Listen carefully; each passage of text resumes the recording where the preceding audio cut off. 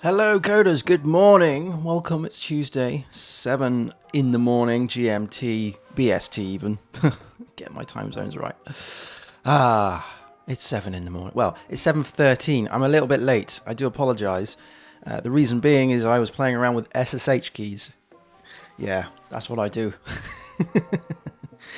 So today I'm going to be demonstrating building the staging platform for the howtocodewell.net site. I hope I've changed the title of the stream. That's good. Cool. So yes, I'm building the howtocodewell.net staging site. We're going to be using Ansible and Terraform. It's on AWS. So we're going to be playing with AWS toys as well. I say we're going to be building it. So I've already built it on my other machine. So we need to install a bunch of tools on this iMac that I'm streaming on, such as Terraform and Ansible itself. I was playing around with SSH keys and AWS keys and stuff this morning, hence being late on the stream. I didn't really want to do that live on stream, of course. Fingers crossed, this will all work. But chances are we're going to hit a bunch of issues, and I'll work through them. So let's dig in. Let's dig into this. So if I go over to this, this button, press the right button. This is the website. Site cannot be reached. This is staging.howtocodewell.net. So this is going to be our test platform that we're building.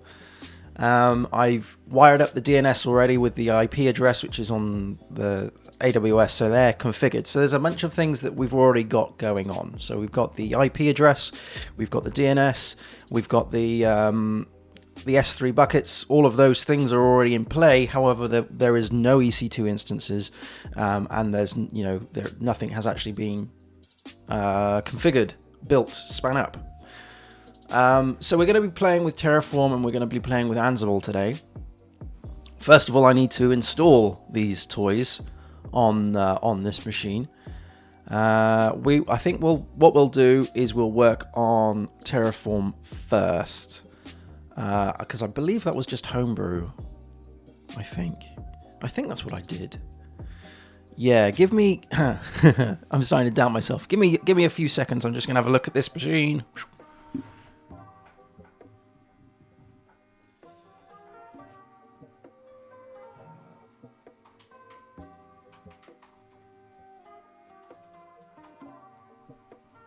Yes, it was. It was brew install Terraform.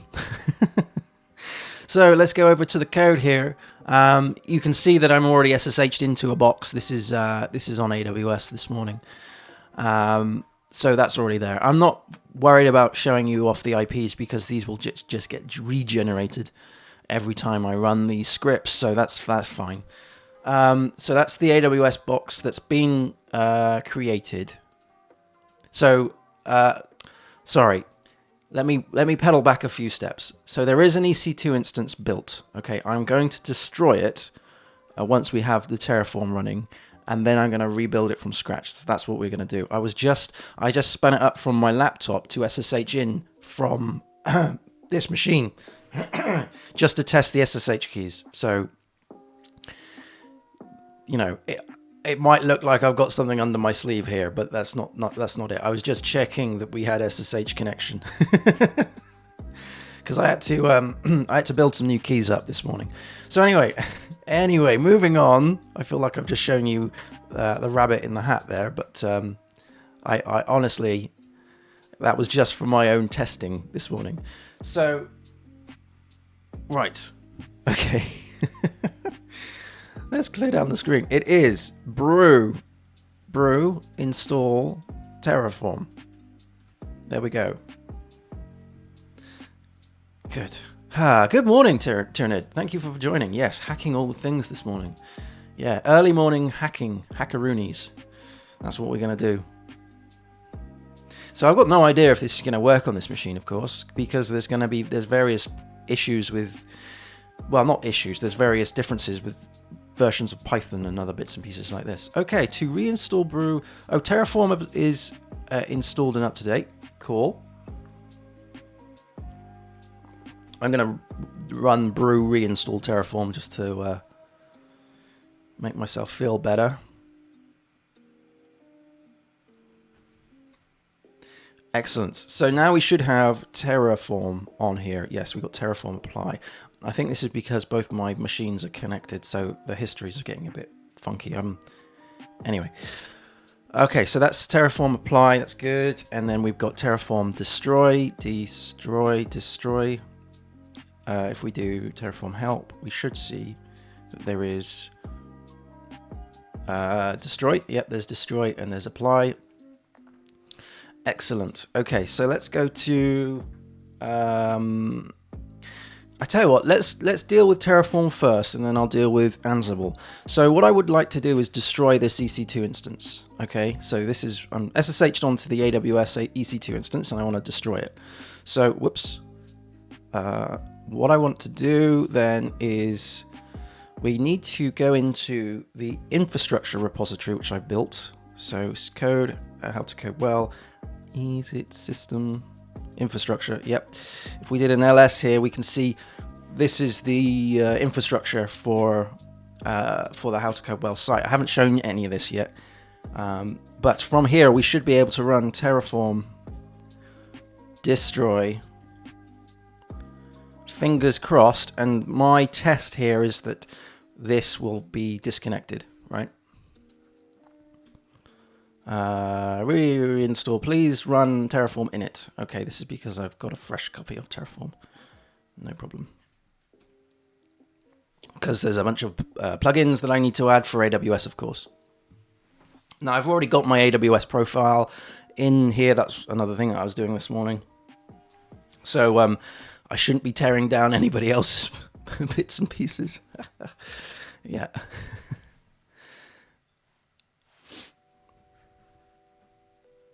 So we'll wait for that to run. I'm just going to reduce the size of that so I can see it better on the screen. Is that coming out on stream? Yeah, it is. Good. Good. And today, because I literally have no work, because I don't have any work anymore, the streams are going to be a little bit, perhaps, I'm not going to be too worried about breaking off at 8:30, 9:15. So if these do fall over, then that's cool. I have a meeting later on, but that's later on, and then later on this evening I'm interviewing for the podcast, which is my first interview of the podcast since I went off, which is brilliant. I'm looking forward to that. Okay, you may now begin working with Terraform. Try running Terraform plan to see any changes that are required for your infrastructure. All No, I'm not going to bother with that. I just want to destroy it.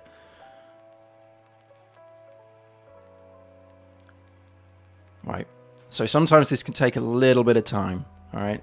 So it's going through all of the fancy tools that we have here, and then what it's going to do is it's going to list out all of the bits and pieces that is going to be destroyed. So we can see, if we scroll up a little bit further, we should see how far, quite far.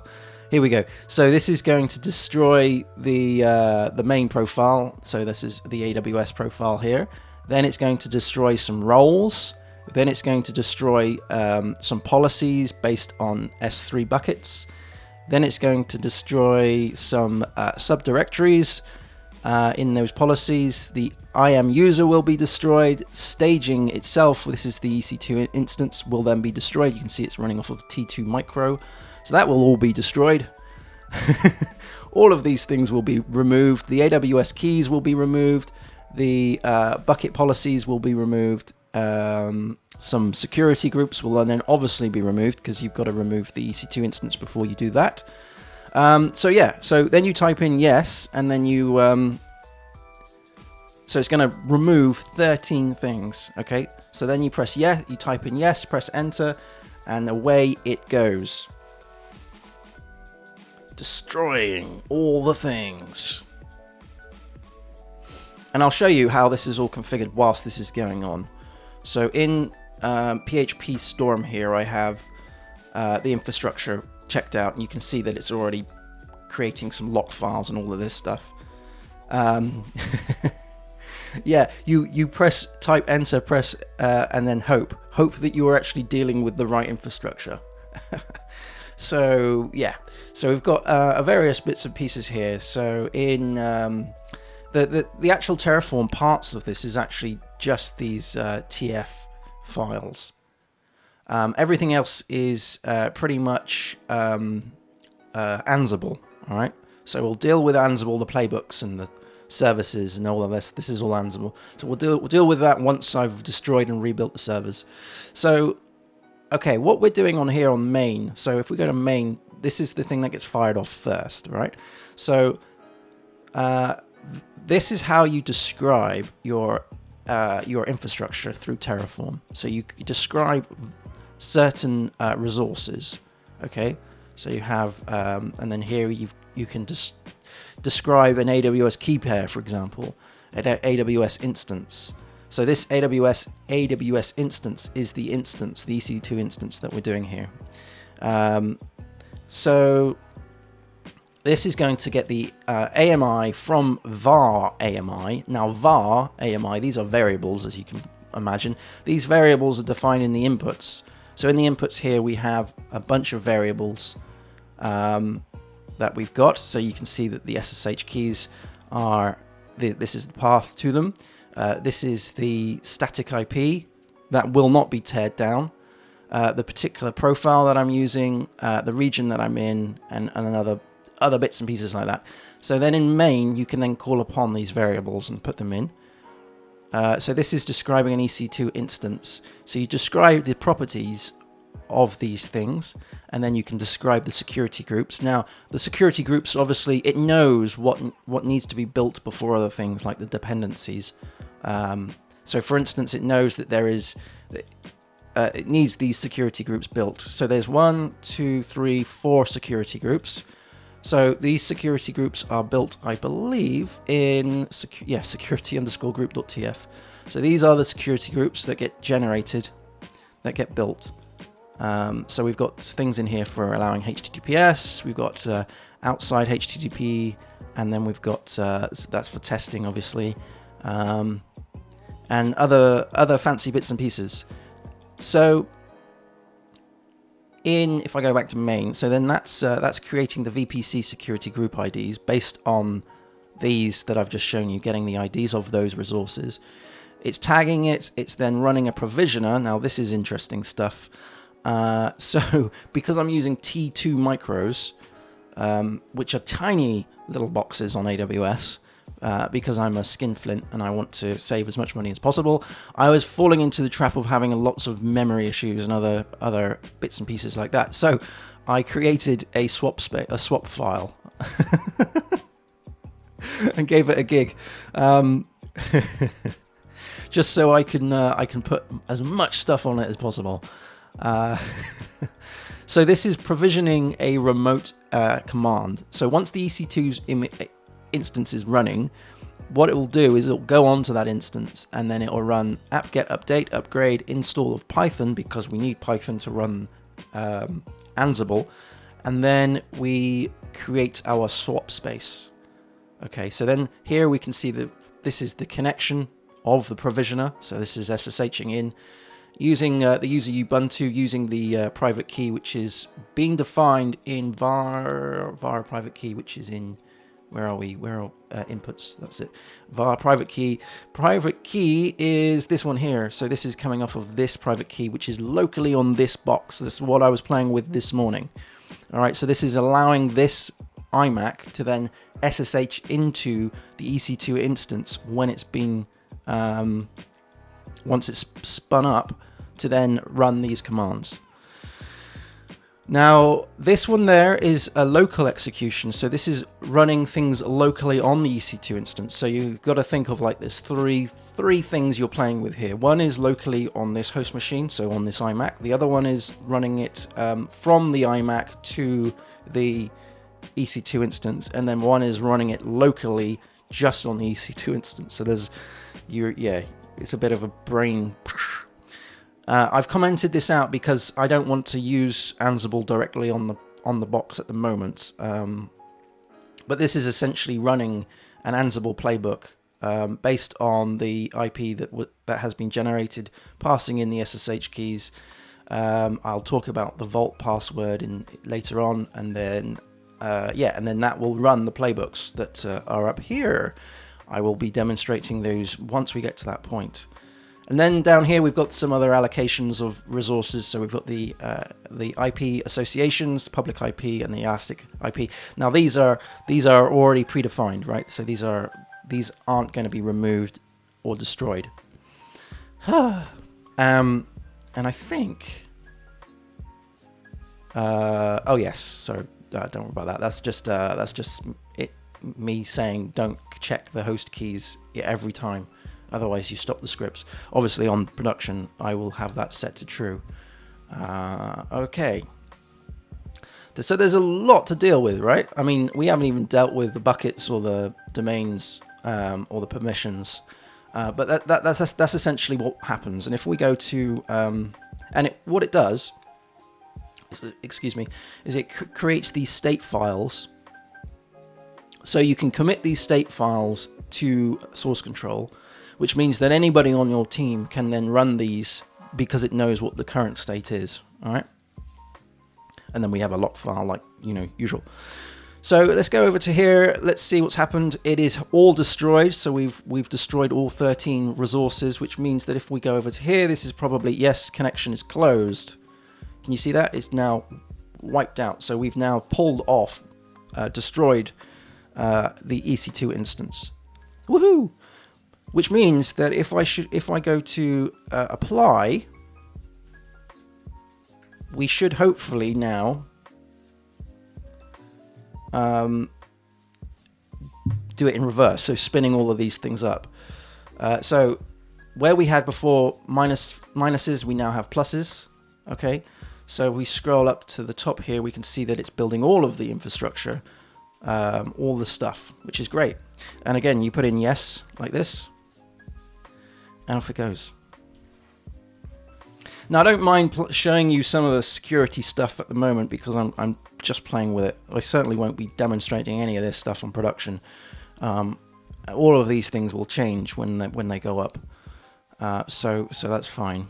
It's a bit tricky when you're trying to talk about AWS. You have to create like a testing lab. Sometimes I think it's worth maybe having 2 AWS accounts just so you're completely and utterly separate from production and testing. But that doesn't usually happen in the real world. So here we go. So it's doing these remote executions. This is what I was showing you before. So now it's running all of the stuff. So this is now going to be dealing with hopefully the swap file. Once it's connected. So this was just playing with the SSH.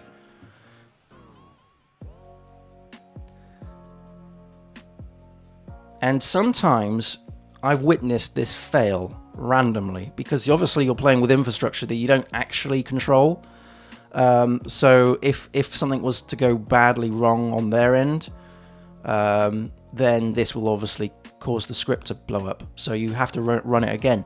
But because it stores the current state, it knows exactly where it is in the script, which is great. Okay, so this is now probably doing the apt-get update stuff, I think. This would be, if we follow it through as it's going through, so it's done all these security groups, it would be probably around this sort of section here.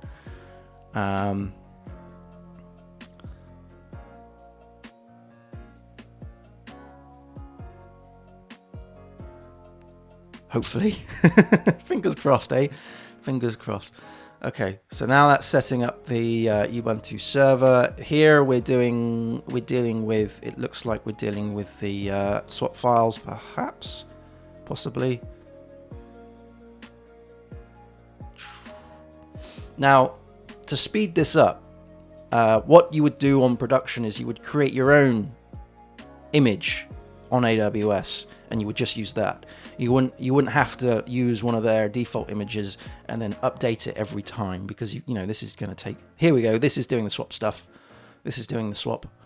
Okay, so that the EC2 instance is now up. We're now creating the allocation of the IP, and it's done. So what I've done at the end of this is to output the Elastic IP as well as the public IP.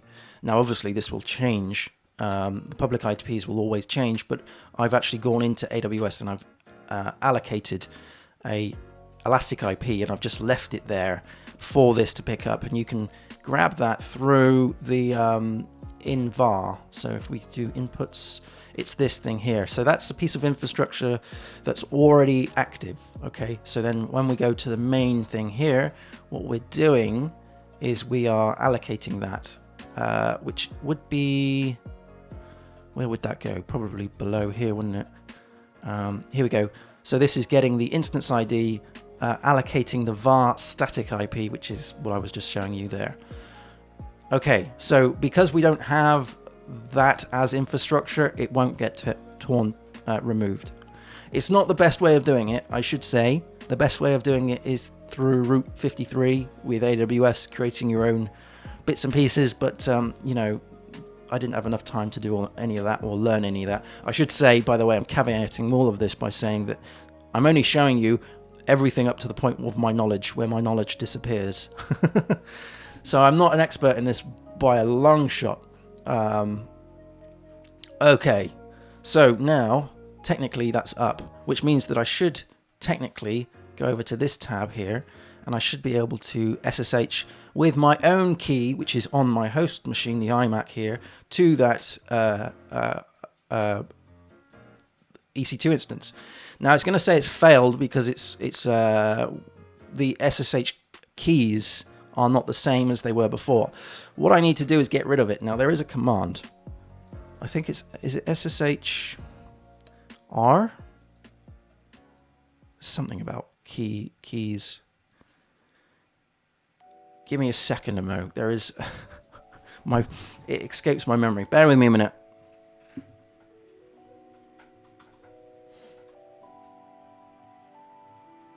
There we go. It's SSH. Sorry, it's SSH, because essentially what I want to do is remove that line. So it's SSH key gen, and yeah, it is -R, and it's the IP address. So this is removing the previous key. Okay, cool. So now I should be able to jump on it, and it's now going to say, because you can see that the fingerprints changed. The fingerprints changed because I think the fingerprints changed. Has it changed? Anyway, something's changed because the box has obviously been torn up and brought back to life. So let's put in yes here. And there we go. We're now SSH'd into our EC2 instance. Woohoo! Excellent. So we're playing with some hardware today, or virtual hardware anyway. Okay, let's have a little look around at this. So there's nothing here yet. No, nothing has been created, but we should have our swap bits and pieces. We're on that's fine. Cool. Okay, I think the next thing I should do is to speed this on is to deal with Ansible. I think that's probably the next step, right? So with Ansible, we have a bunch of playbooks, and in these playbooks, I've created various things for the infrastructure, the services, the microservices that we've got. So we've got the gateway, obviously, and we've got the e-learning service, the auth service, the portal, the resource service, and the user service.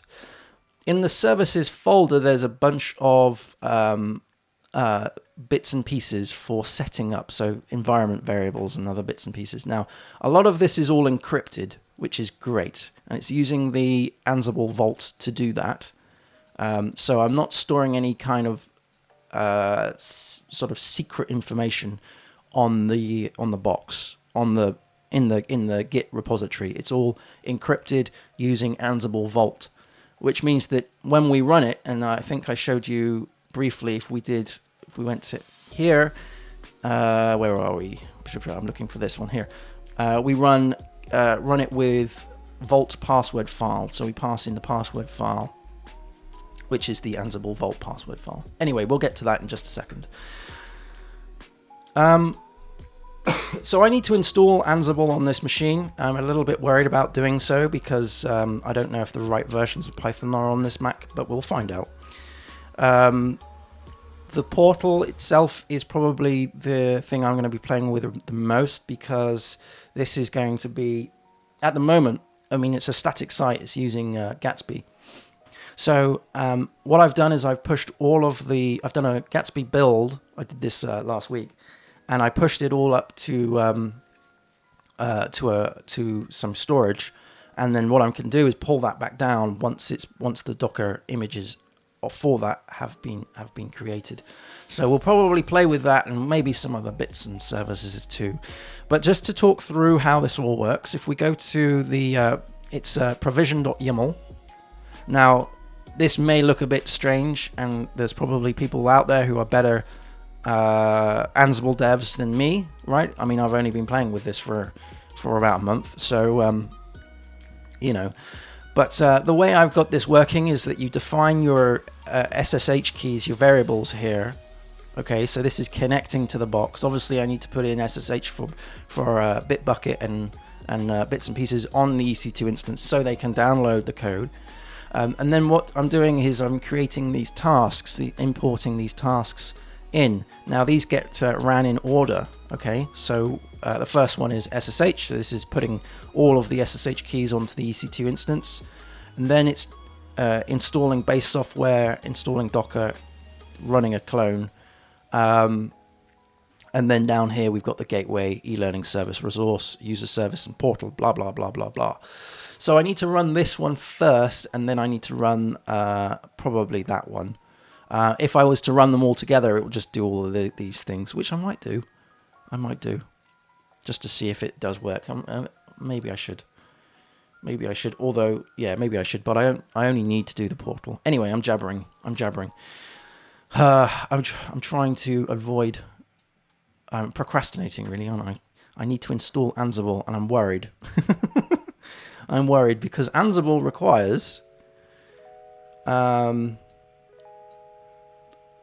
pip. So you install it through pip because I'm on a Mac. If you were in, say, Ubuntu or like just a Debian box, you would just run it off of a package. But no, I don't do that. I have to do it through installing it with pip. Good. Okay. Let's give it a whirl. So Ansible can be installed with pip, Python package manager. Pip isn't already available on your system. Python run the following. So this is installing pip, fine. And then here we are then installing pip. Okay, good. Let's just see if we can give this a whirl. I need to not do it on the box, but do it on here. So let's do pip. First of all, let's just see what version of pip I have running here. 2002, and let's have a look at what version of Python I've got running here. 3.7. All right. Okay, what could go wrong? What could possibly go wrong? So let's install that. Okay, requirement already. Okay, okay, fair enough. That's a bit weird. So can we do Ansible? No, we can't. Ansible. No. There is not Ansible on here, even though Ansible apparently has been installed. Marvelous. No, I can't see it on there. Oh, damn. No. Okay. This is going to be a path problem, isn't it?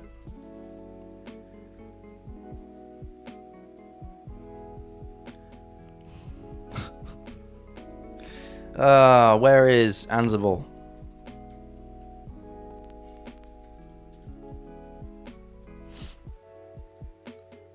I am spelling that right, yeah. So Ansible, it says requirement of these things have already been installed. Now it's going into here, lib python. So satisfied in site packages. This is where apparently it lives.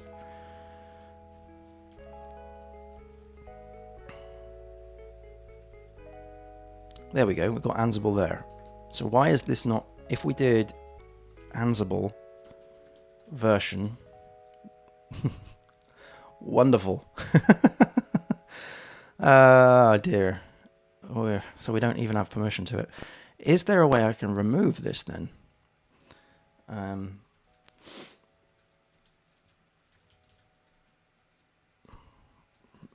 Remove Ansible. There must be install steps to reproduce, unable to uninstall Ansible via pip commands in a Mac. So someone else has had my had a similar problem.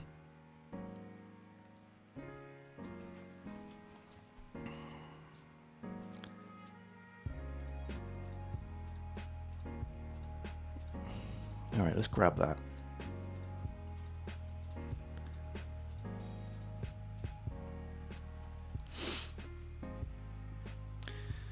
Okay, so that's looking like it's going from the right place. So we'll remove all those. Okay. And then we will try and build it again.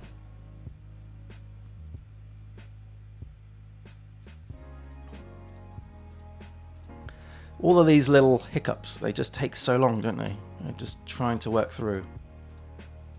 So many different moving parts.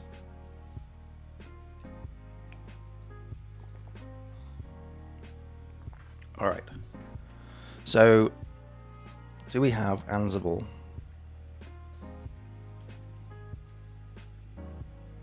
No. Oh, hang on. ls CLI. No, that's not what I want to do.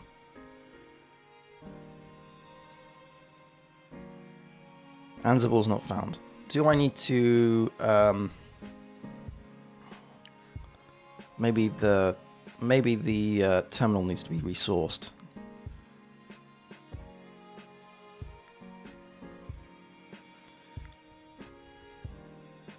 Ansible. No, it doesn't. Darn it.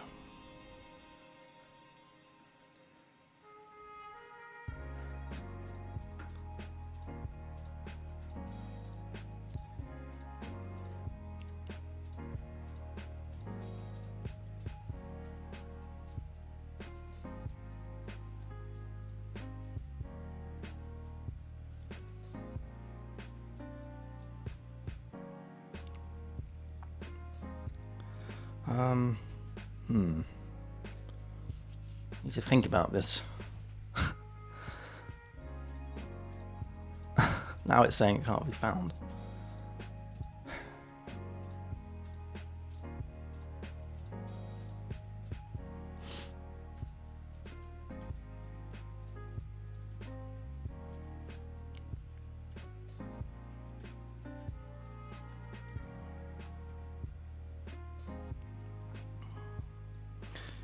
So maybe that's not on my path.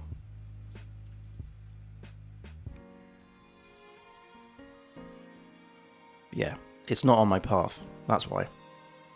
So we've got Ansible, but it's not on my path. The path is library Python 37bin. All right, I'm going to play with my path. Bear with me a second whilst I do all that.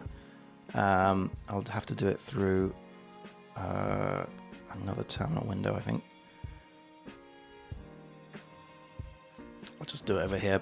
Bear with me a second whilst I do this. CD into Z shell.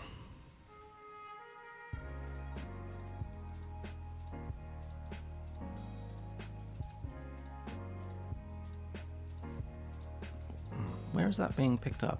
CD into dot. Dot. There is a dot. We don't have... Oh, that's strange. That's bizarre.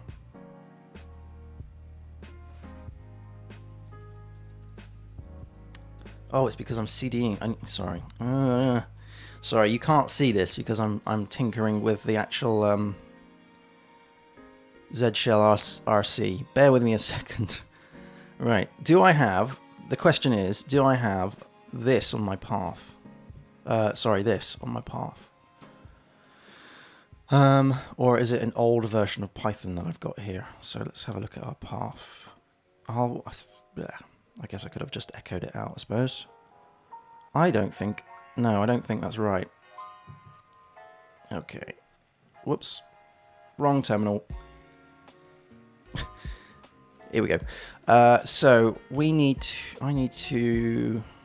2 seconds whilst I fiddle with this. Yeah. Bear with me, Mo. I'm going to compare the other machine.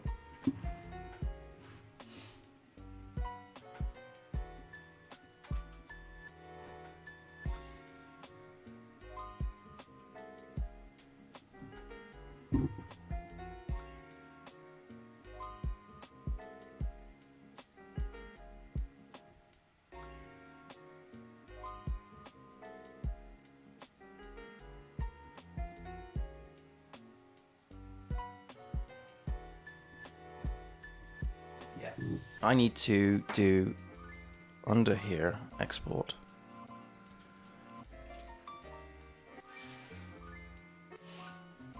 of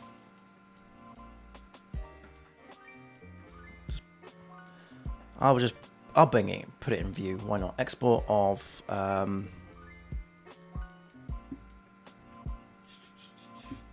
export path obviously is equal to this path down here, which is that one. Ah, too many windows.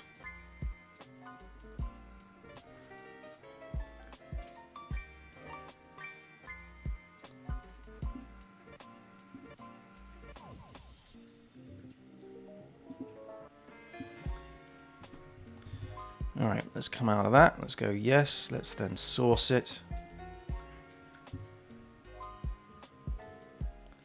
All right, and then let's do Ansible. Yes, we have Ansible now on our path. Wonderful news. So let's do version. Woohoo! We got there in the end. We got there in the end. Okay, so now I need to wire up this terminal. Let's do a source of that. There we go. Cool. So now we should have Ansible, yes, version. And there we go. Woohoo! Okay. Cool. Let's clear down the screen, make a little bit of room. All right. So that's fine. All right. So what I could do is take a look at the code that usually gets ran if I do main. Here, this is the code basically that I want to replicate. So Ansible Playbook, passing in the user, passing in the identity bits and pieces. So let me just grab that from this machine.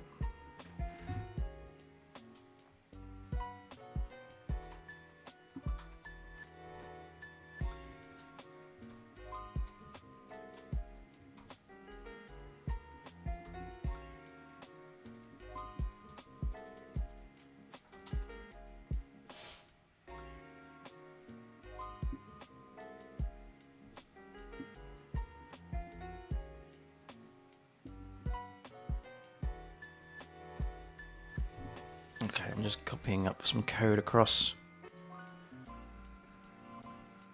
Cool. All right. So the command should be that. So it's running Ansible username Ubuntu off of this IP, which is the EC2 instance, running the private key of that, and then running this. Now, obviously, I need to do this within the directory of the infrastructure, which is that one. Okay, now this is running just the portal. So we're running against tags. So if I go over to here, this would be running just this stuff. So we've got Docker Compose and the Docker file. So this would be running, not that, sorry, beg your pardon, not that. It's in services, isn't it? It's this stuff. So this would be running this, so running Docker and then doing the clone. Trouble is, of course, I need to install Docker itself on the EC2 instance, and we do this through like this playbook, downloading Docker and starting Docker, installing Docker Compose, adding the AWS CLI and other bits and pieces. So I think what I'm going to do is I'm going to see if I can run the whole Ansible without the tagging of portal. So everything. Let's do it. What could possibly go wrong? The password file was not found. Ah, darn it. Oops.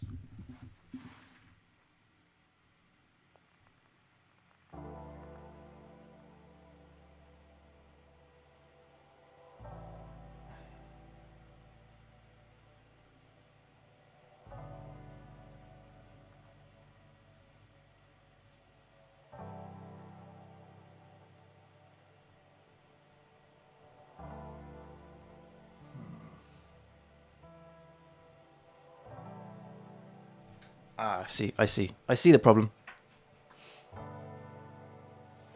Just trying to work out how to get around it. So in this infrastructure repository that I pulled down this morning, there's a bunch of stuff that is ignored. i.e. the keys. So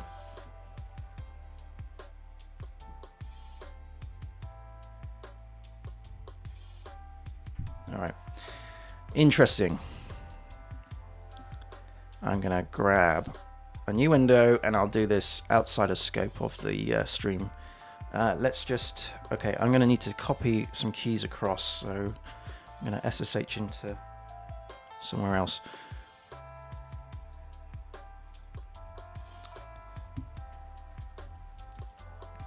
Yeah.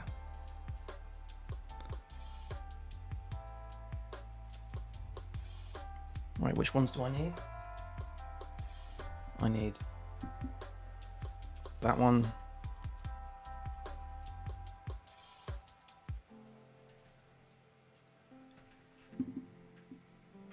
That one. It's not a pen, that's a pub.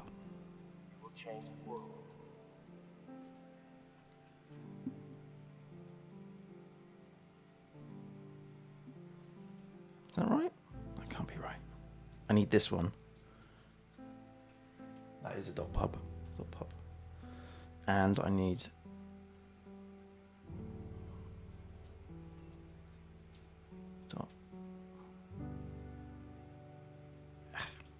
SSH.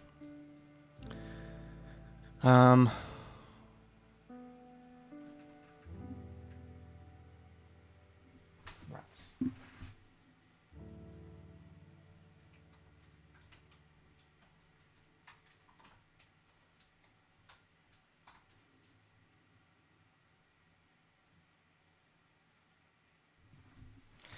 All right, let's just grab those for a mo. So that goes to keys.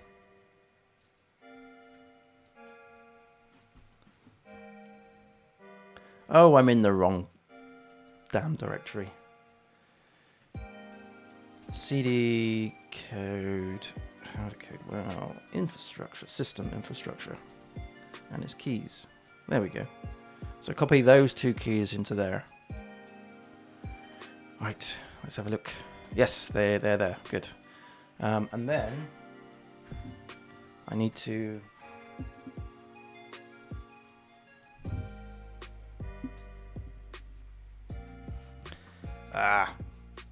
SCP how to code well. What was this? This is .pem. So I need .pub. I'm going to do this directly into the thing. So we're going to SSH into that box, and we're going to pull down that key, and we're going to put it in this place.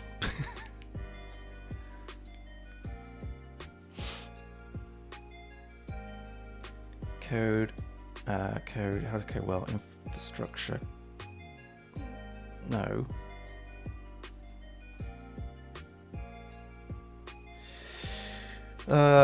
Bear with me a minute, sorry. I thought I did all this morning, but I didn't. Infrastructure. There we go, keys.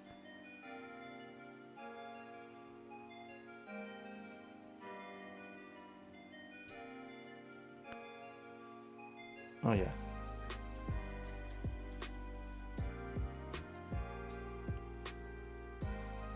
Don't you dare tell me that you can't find that key. You can find that key because I'm looking at it right now.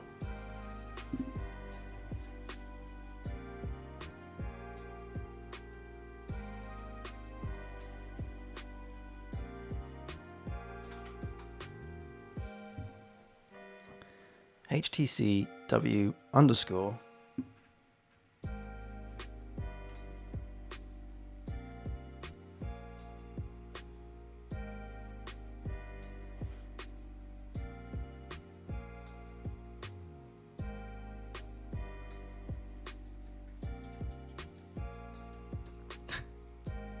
oh man.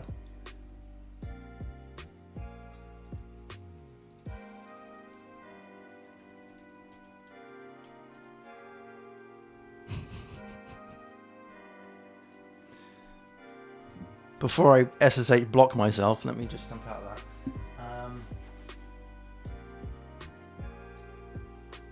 That's annoying.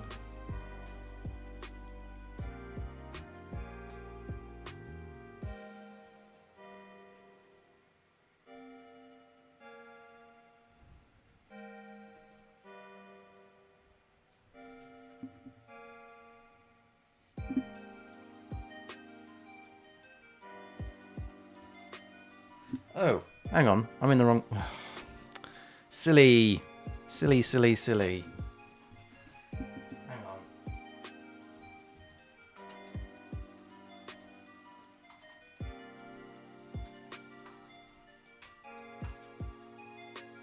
Yeah, I need to go into... code. We'll do this from the public path, that's fine. Code, COD, CODE, yep, and then how to code well, passing in this stuff, and it has the, oops, spell this correctly.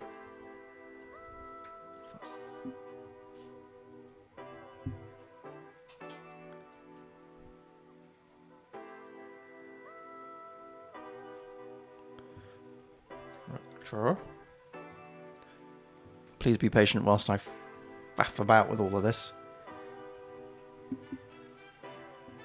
Missing. It's my spelling. It's getting me in trouble here. Infrastructure. It's not infrastructure. It's infrastructure. Ah dear. And then keys. There we go. And then it is this.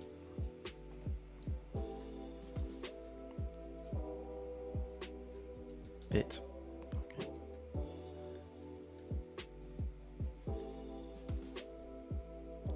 Dot.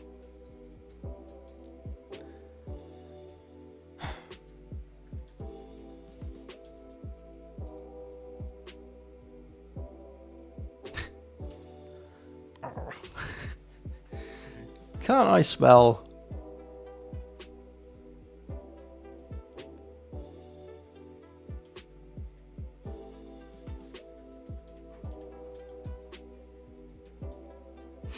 Woohoo!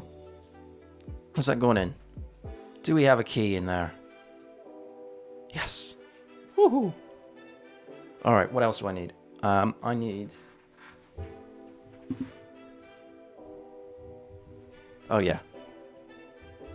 Oh yeah, I need this one. This is important.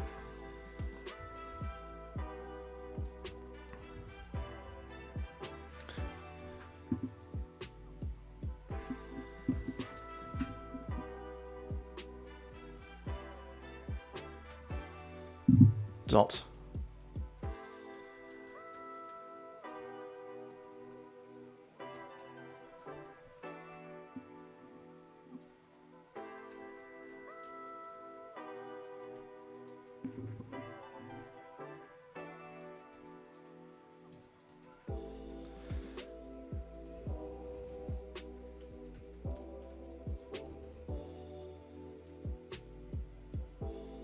Again, I can't spell it.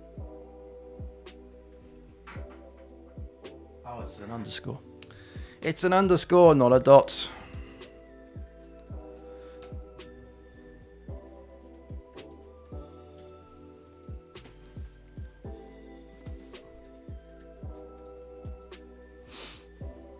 Okay, has that gone through? We should have the vault password in here. Yes, we do. Marvelous.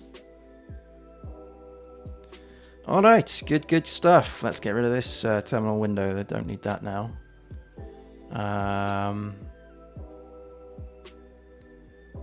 Good.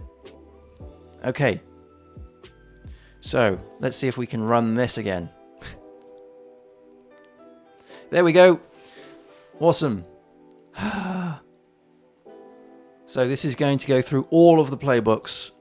We're now connecting to that box. We're passing in the SSH keys that are defined in that keys folder. Now we're installing Docker. Now this sometimes can take some time, because we're playing with someone else's machine, right? AWS's box. Now it's doing some fancy verification, setting up the stable repos. My tea is incredibly cold. Cool. I think what I'm going to do is I'm going to grab a cup of tea, because that is disgustingly cold. And I think what I'm going to do is just let this run, because it's going to take a long time to go through. So just sit tight whilst this does its stuff. I'm going to make a cup of tea. And yeah, I will see you all very soon.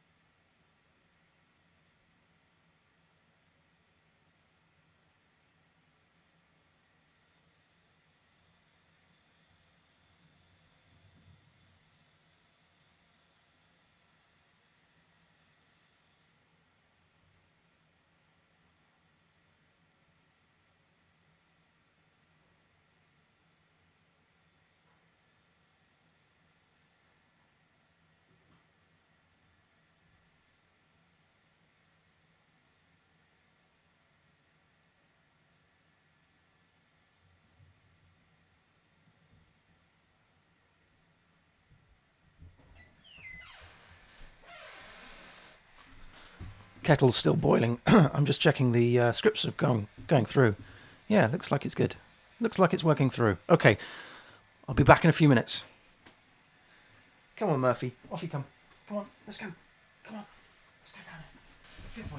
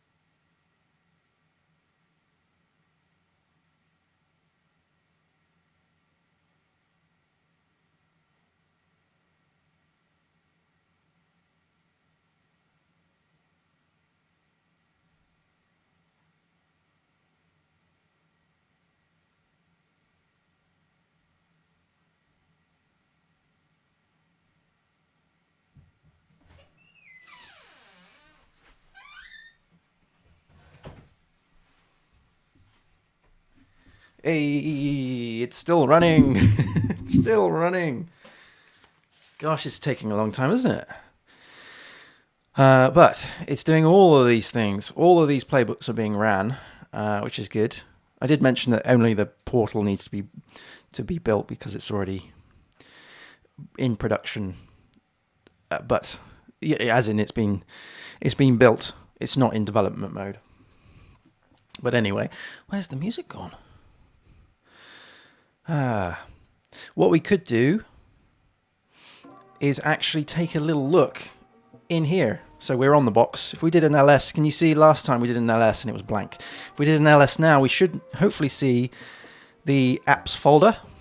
And in the apps folder, we should see a folder for all the services that are being built. We also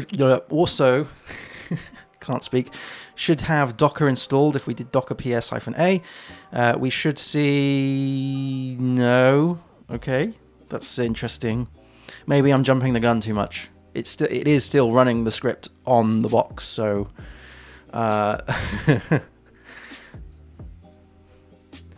maybe I'm just getting impatient. I mean, it's doing a lot of stuff, right? Because it's building all of these microservices, and it's installing all of the dependencies, all the components. So it is doing a bunch of stuff. I probably have to come out of this user anyway, SSH back up onto the box, and then do I have Docker on the path? Because it probably isn't just set. It is not, obviously not set real time.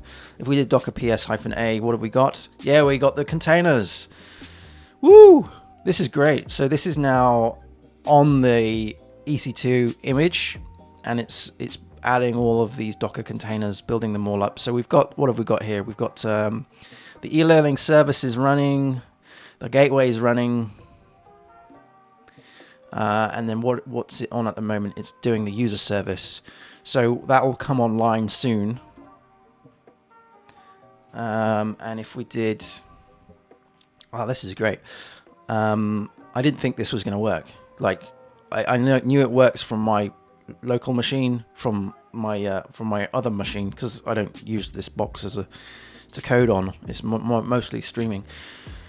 So I didn't think the Python would work. We did hit a hiccup with that earlier, but we managed to get around it. If I go over to here now, so we're still running the Docker containers, all right?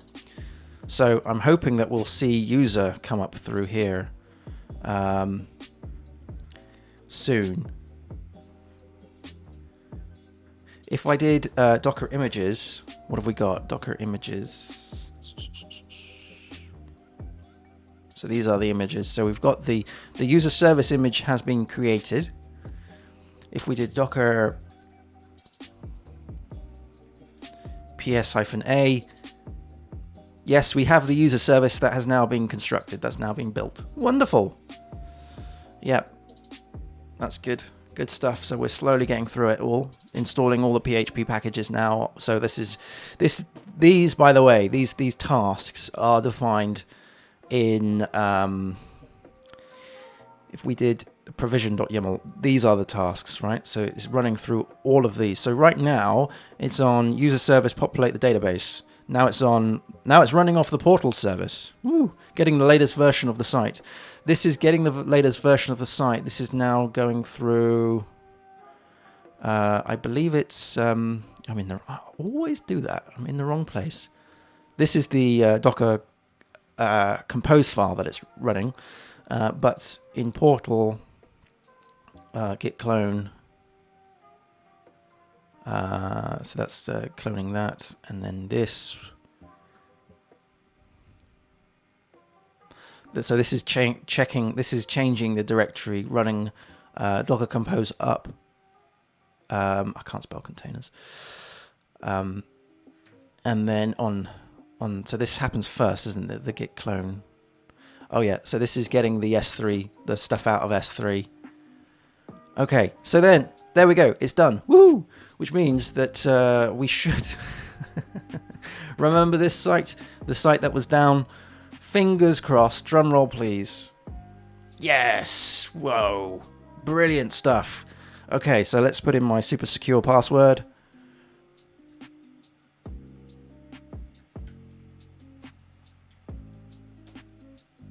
There we go.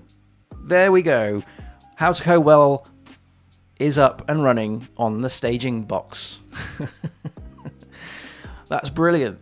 That is so cool. I'm so glad we managed to do that. So this is now running off of the AWS EC2 instance that we just tore apart and reinstalled. Brilliant. Oh, I'm so happy. That's made my day. And it's only 8:16 in the morning. That's fantastic. Wonderful. Wonderful. I'm really happy with that. Excellent. Excellent. So let's have a little click about, shall we? So let's see. Do we have the resources up? Yes, these resources are coming through. These are great. Excellent. Do we have courses? We have these 3 courses. If we clicked on one of these things, yes, we do. All of these courses are coming into play. Now, obviously, there's a bunch of bugs with the UI and the look and feel to all of this, but this is looking really good. Okay, let's go back to let's go click on Discord. Do we have Discord? Yes, this is good. Do we have live? So this should show me, this is like Inception. Hello, let me wave to myself. Woohoo! Come on, hello. Yeah. Brilliant. Excellent. Let's come away from that because this is probably going to crash the box. Okay, so then we got shop and we got resources and courses. So click on the courses to go back. Brilliant. Oh, I'm super chuffed. Super chuffed. Now, we also have the login and we have the join. Now, these things are I need to sort of configure and work up and build because I'm changing the way I do all of this stuff in the background. So the auth service. I read a really fascinating article. I put it in the Discord server. Let me see if I can spin it up, actually. Where's the Discord server box? So let's see. I think I put it in coding resources. So I read an interesting article on authentication, JWT and OAuth. So I'll put this in the chat because this is fascinating. This has changed my perspective of how to do security with microservices. So I'll put it in the chat if anybody's interested. Essentially what I was doing before was I was using, well, first of all, let's go back. First of all, I was using OAuth. So I was using OAuth and I was getting a bearer token, an access token. And then I thought, well, that's going to be really problematic, because if I was to just, if all the services required an access token, that's going to be a massive headache on the auth service. So then I thought, well, let's use the new kid on the block, which is JWT. So let's use JWT. But then the problem I found with JWT, of course, is that it's stateless. So there's no record anywhere that says that this user has this particular access. It's kind of treated in a sort of a one-time access type deal. So with OAuth, that you have the ability with having the access tokens stored somewhere, so you can turn them off, which means that you have the ability to store all that into a session. And it's not a good idea, although lots of people do it. It's not a good idea to store the JWT token in a cookie or in local storage, simply because if you were to get compromised, then that token can be used. And unfortunately, because a lot of people don't understand JWT, I don't think, or the implementations I've seen at least, a lot of people put in bits and pieces, sort of security sensitive stuff within the token, so they can decode the token using the public key, and then they can actually take a look at the certain user bits and pieces. I don't want to touch any of that stuff. That's not what I'm into. I want to try and make this as secure as possible, but as user friendly. So I kind of fell back to the idea of using OAuth. OAuth is a better way, I think, for having for having the ability to turn off various access to bits and pieces. But then this brought me back to the original issue: is, well, how do I get all of these services to then authenticate and be authorized? Because this auth service is going to be hammered, right, from not only the front end, so people logging in, but also from the microservices themselves, to request from the auth service saying, can this user actually perform this action? But this article has changed my thinking process on this. This is using JWT and OAuth together. So you use OAuth for the front end. So the user would log in. They log in. They get a bearer token, an access token. Okay, that's done. But the auth layer itself also generates a JWT. Now the JWT doesn't go to the front end. The JWT goes to the other microservices. The other microservices have the ability to authenticate on themselves the JWT, which I think is such a good idea, because you need, in order to get the JWT, you need to first have be authenticated by OAuth using the grant type of password, and then once that's done, let's say, for example, a call is made to, say, the courses API, right? Well, the courses API is going to be behind the gateway. The courses API is going to say, does this user have access to this particular course? Have they paid for it? That kind of thing. And it's going to send the user credentials, the JWT that is generated, to the auth service, and the auth service is going to just validate that on the fly. Or it doesn't even have to be through the auth service. It could just be the course service. They could all have access to the way JWTs get verified. As I said, it's on the fly. You shouldn't rely on a JWT to be around for a long time. It's just saying, this is the JWT. This is the public key that I've got. Can you please verify that against the private key that's been created? This means then I can turn off everybody's access if I wanted to, or I could turn off one person's access, which is where I want to be. The thing is with JWT is, if you change if everything was done with JWT, the only way you can target somebody's token to deauth them is to change the private and public keys, the way it's been signed. However, if you do that, you then everybody else's access is revoked because everybody else gets signed by the same thing, which I don't want. I don't want. So yeah, I'm looking at this article and I'm thinking maybe I should change the way the authorization and authentication is handled, which is a bit, so I have gone back and forth on this, but I think this is such an integral part of this this project. I need to get it right, and I need to get it right kind of first time.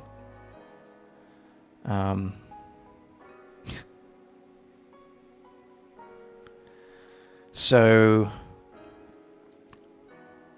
what we're going to do then, once that's sorted, we're going to load up the auth service, and we're going to play with that, because the auth service isn't on this EC2.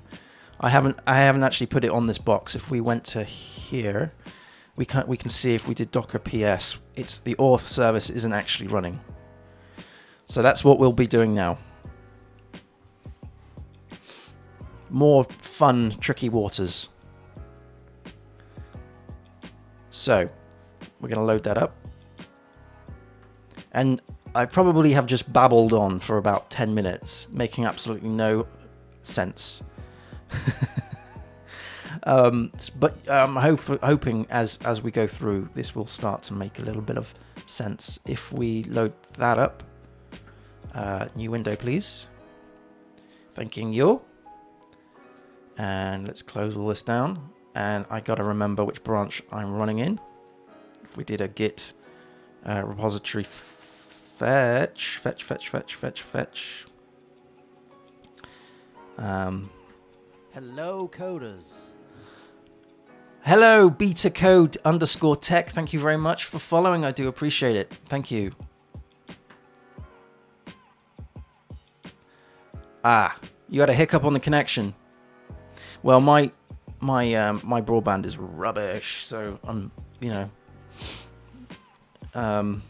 it may have been my end. Okay, so this is the auth service, and I need to just go back to this machine a minute and just see which branch that I was playing with. Bear with me a minute, because I was doing this late last night.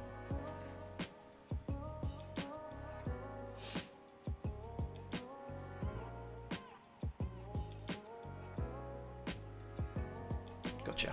Okay, so it's not that one. It is this one. All right, Git repository, pull that down.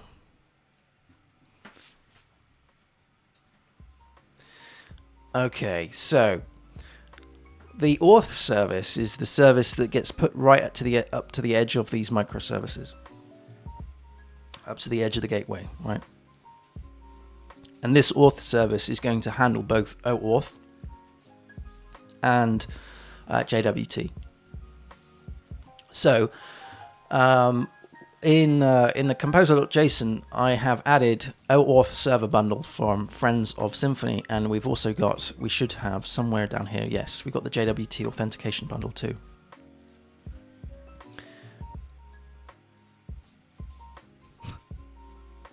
Yeah, I think everybody's connection speed has halved because of quarantine.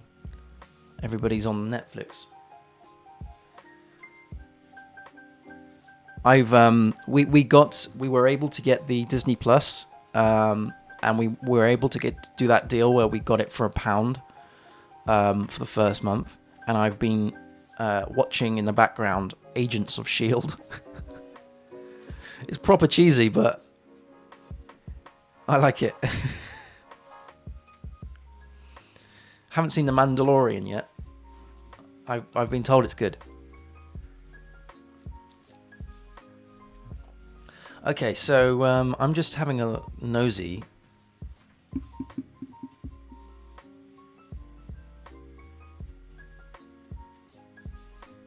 I'm going to need to do that.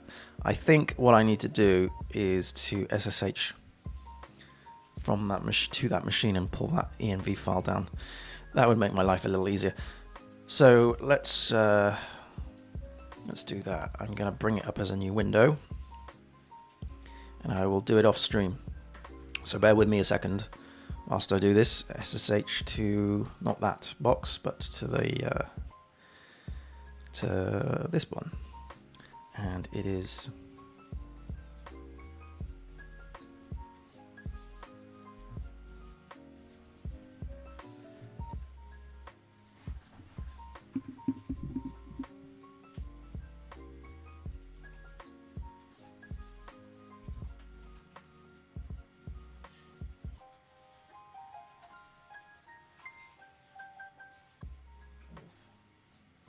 where did that go? Services. Here we go.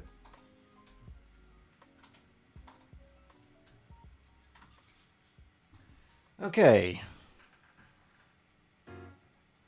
Yep. All right. Let's do a PWD on that, so we know where we are. Good, good, good. Okay, so we're gonna grab that from here. Bear with me a second. I'm gonna SSH or SCP, secure copy and paste, the env file, because I don't have it. I don't think I've got the env test, but not the .env file. So we're just gonna copy that from the box from my other machine. So just give me 2 seconds whilst I do that. So SCP, and it's sites. Services, that's not services.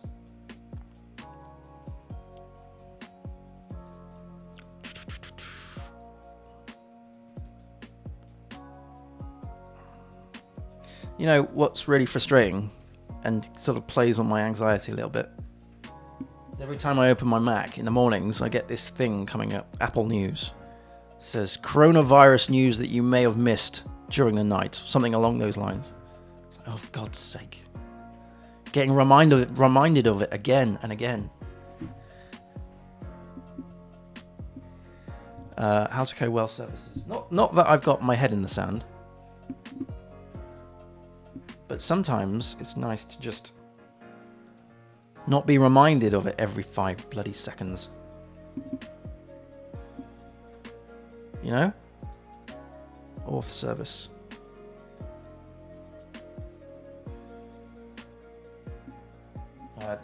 .env and env, not enb. Come on. And it is in this this directory.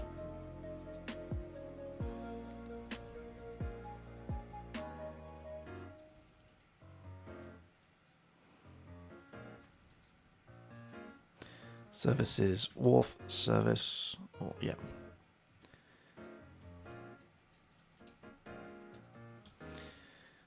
Okay, has that now gone in? Let's there we go. We've got the .env file. Woohoo! Okay, good. Now I don't think actually that this is running off of this box at all. You know, the local box, not the AWS box. It's definitely not working on an AWS box. But on here, if we did docker ps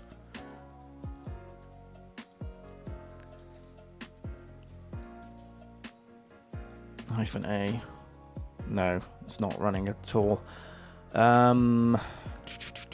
So I guess what we could do is build that locally and then build that on the staging. I suppose that's probably a good idea.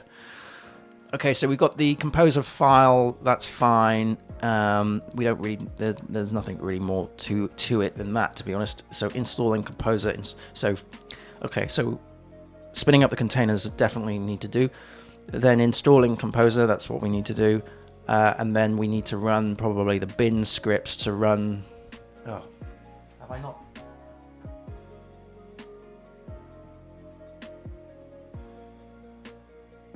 Yeah, I'm gonna have to. Oh dear. Give me a second.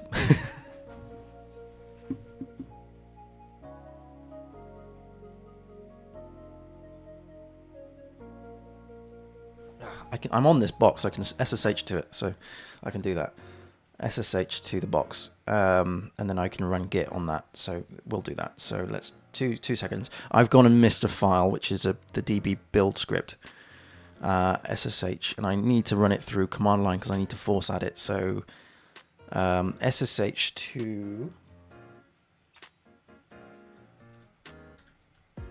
this box, another local box in the office. Good, and then go into the various bits and pieces. So we're now on what I need to do is change the way the bash looks, because it doesn't look like I've actually SSH'd into anything, and I have. Okay, so it is in bin. So cd bin. It's that DB script that I need to commit. So git add -f to force it in, db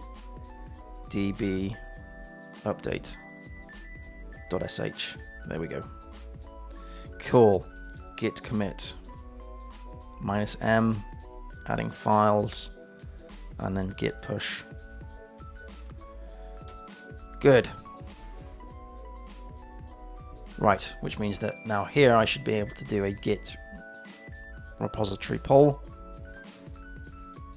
And then we should see a secondary script here, db.sh, and this is generating the OAuth client credentials, passing in the grant types. This will give me the client key and client secret. Good stuff. Okay, let's come out of this now. Too many terminal windows open. We come out of the infrastructure and we go into the auth service. How to code well, system, blah, blah, blah, blah, blah, auth service. Services, not user, auth. Auth service, we do an ls. Wonderful. Okay, so the first thing I could do is docker compose up -d. It's probably going to do a build anyway. There we go. Okay, so that's now built. Good stuff. Docker ps-a. Do we have that running here? Yes, we do. We have the auth service. Good.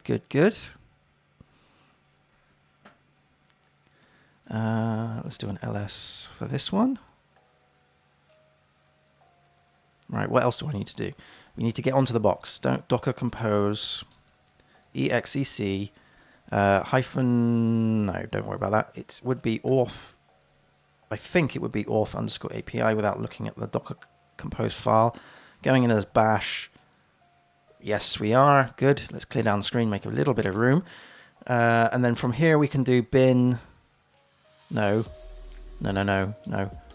Do we have ls? Do we have anything in vendor? No, we haven't, because I haven't built this yet. Come on. I'm thinking too far ahead. Composer install.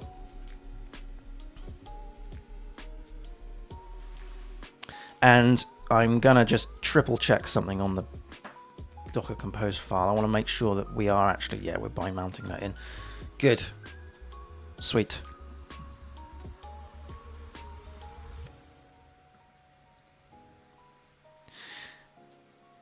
Good. So now we're installing Git on locally, and then once this is all done, I'm gonna put this up on, and we're gonna create our own little playbook for Ansible. For the auth service, and we're going to tie that in. I think, have I not done that already? I can't remember what I did last night. I was on Playbook. We did create the auth. I did create the auth service last night. Anyway, we're going to build it. I don't think I've linked it to the provision profile yet. No, we haven't. Okay, so once I get it running locally and verify that it's running, then we're going to push it up to AWS. There's a couple of things that I need to do. I need to build the JWT private and public tokens, so that will be using OpenSSL, which I think I've got installed. Probably don't have in AWS, so that's another thing that we might have to play with. I don't know, let's have a look from here. Let's do OpenSSL. Yes, I do. Sweet. Okay, that's fine. Yes. So, Tyrannid's asking a really great question, and basically, does every playbook create an environment? It does. However, this is the way I've done it. It's probably not the way other people would do it because I'm only learning enough for this. A playbook essentially is a bunch of commands that you run, and the way I've done it is I've grouped them together to be a specific environment. Okay. But if we were to look at the ones that aren't in an environment, say, for instance, the install base software, for instance, this is going to jump onto the box and it's going to install all of this stuff. It's going to, I don't know why I've tagged it with Docker, but anyway, it is. So this is the apt command that gets ran based on the remote user. And then, then if we go to the provisions, this should be one of the first ones that get ran here. Base software. So with the the first thing that gets around, of course, is the SSH, which is this one. This is getting the putting in the keys for SSH. So this is installing SSH for various things, such as where the source code lives. Right. So I'm putting all of my stuff on Bitbucket. So this is the SSH keys, which are up here, which is what I had to SSH these keys from because they're ignored, right? I had to SCP them down from another machine and then bring them up. That's what I was faffing about with earlier. This is a variable, and I think these are defined in.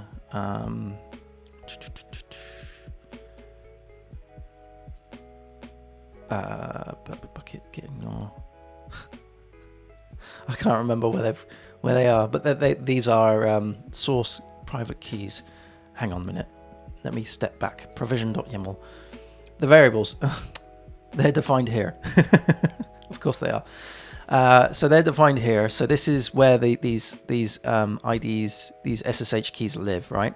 So the first thing that happens is that with the first playbook that gets ran, which is the playbook SSH, what happens is it says, okay, get me the first of all, check whether the directory exists, the SSH directory, and then put in the source, which is the private key, and then put that to the destination, and then make sure that it is of that permission based on that user.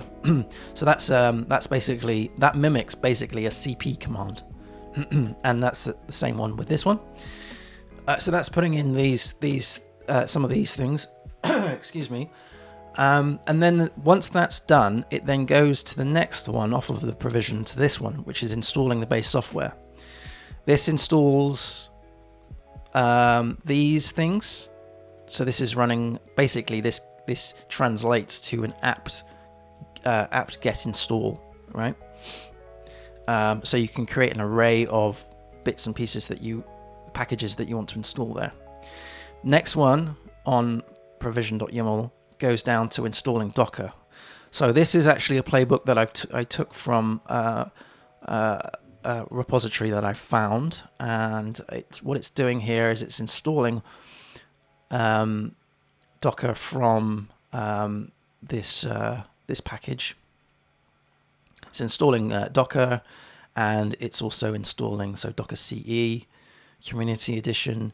It's then dealing with the groups and the users to make sure that the Ubuntu user is in the Docker group. And then also, finally, it's also adding the AWS CLI, which means that I can make commands to AWS, for instance, getting S3 buckets or whatever.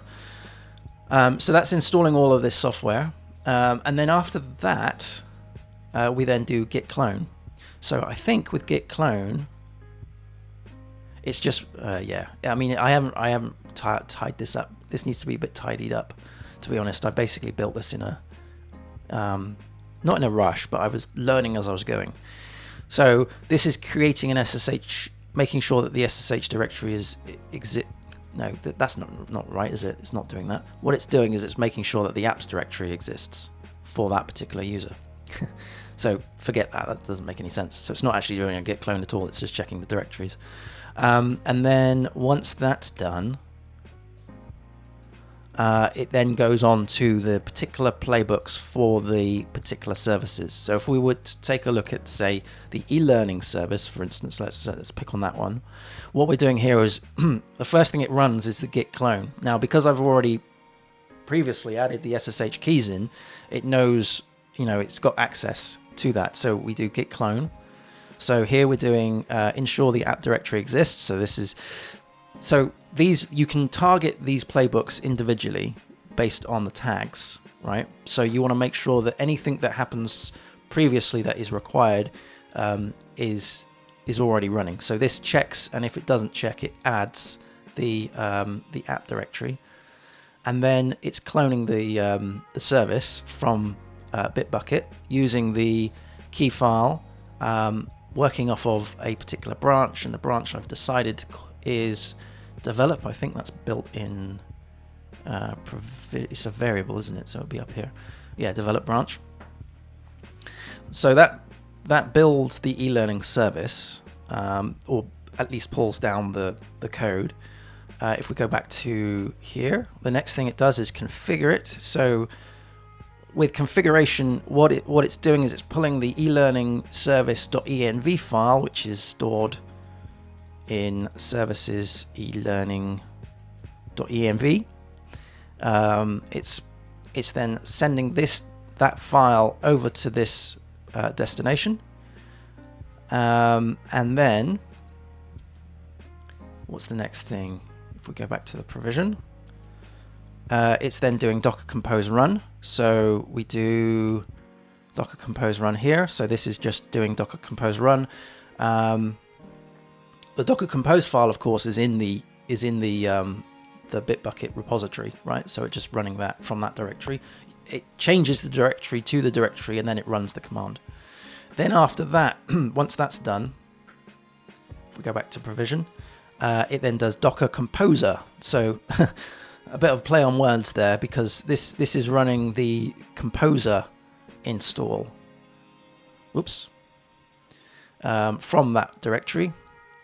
And it's also populating the database, so it's now running the DB script. So there we go. That builds the service. Now, not all of them. Let me just double check something a minute. Bear with me a mo.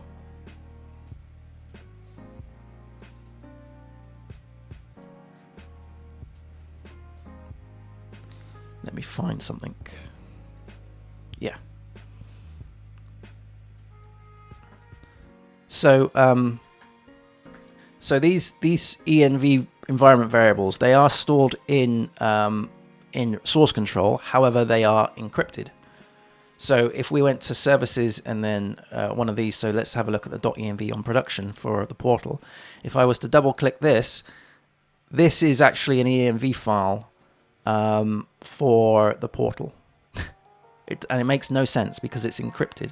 It's encrypted using Ansible Vault. So as it goes up to the box, it detects that it's encrypted, and then it decrypts it using the Vault password that's there, which is obviously ignored from the repository.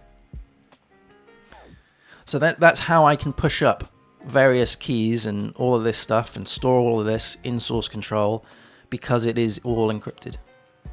I just want to double check another one.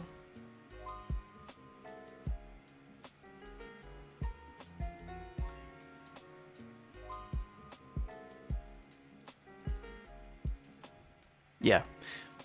Okay, so even the let's go close all those down. So when I went to the staging site and it asked me for a password, a username and password. Well, this is because if we go to the gateway, which is, I've lost it, Playbook gateway, and we have a look at the way this gateway's ran. So if we go to provision, find the gateway off of here we go. So it's doing the Git clone. So it does git clone here, cloning the gateway, and then it does the docker compose run, and then it's doing before it does git clone, then it does configure. So in configure, we're copying the htpassword file, which is here, right? Now, this htpassword file has obviously got some sensitive information in it, but it's encrypted. But it's encrypted. This means that I can store these private bits and pieces in source control and then use the vault password to decrypt them on the fly.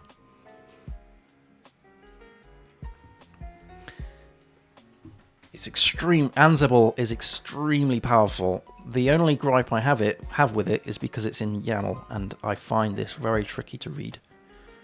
But that's my only gripe so far.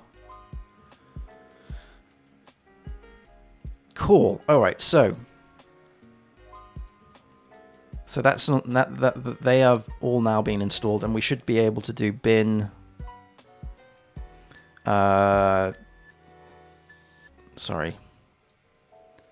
Bin db update, and this should. Yeah, it's dropping the database, creating the database. It's going to run a couple of migrations, I believe. Yeah, and then it's going to put in some test users.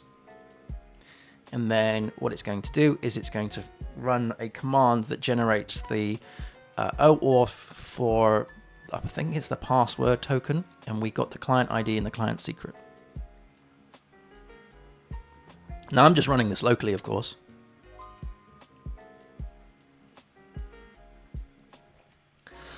But I should be able to, if the gateway is configured, which I doubt it is, I should be able to then use Postman to then access this microservice and then passing in the client secret and stuff. So I pretty much want to keep that there. So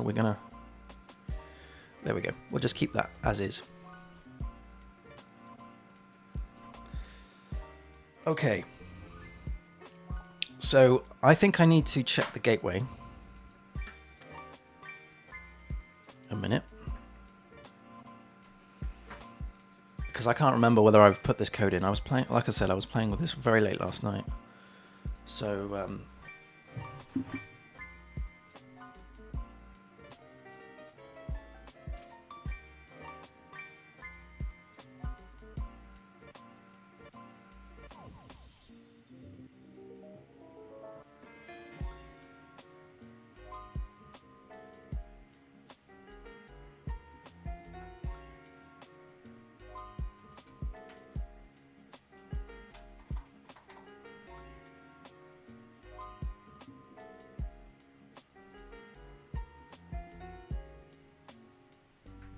excellent.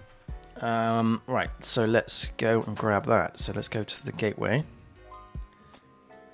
which is this one, and you are going to ask for that. So I'm going to put this in the new window. Whatever, that's fine.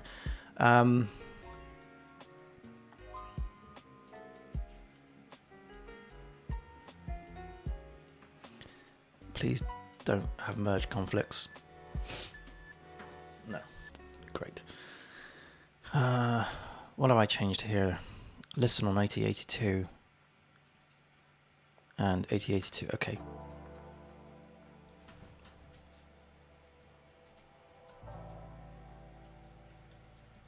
Adjusting ports.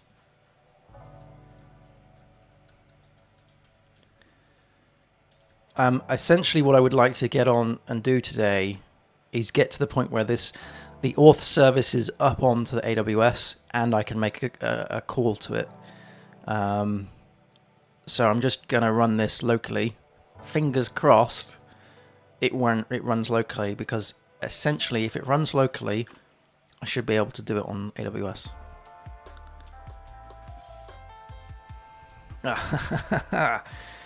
Marvelous. This is a Docker Compose accept yours or accept theirs, or merge?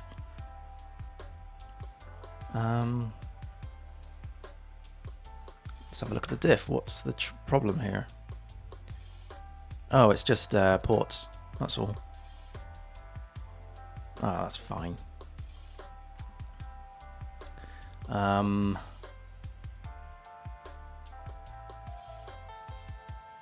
Yeah, that should be okay.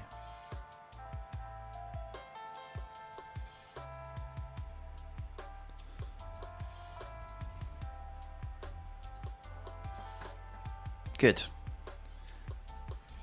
All right. So we have the auth.conf here. So let's see if we can go into the gateway.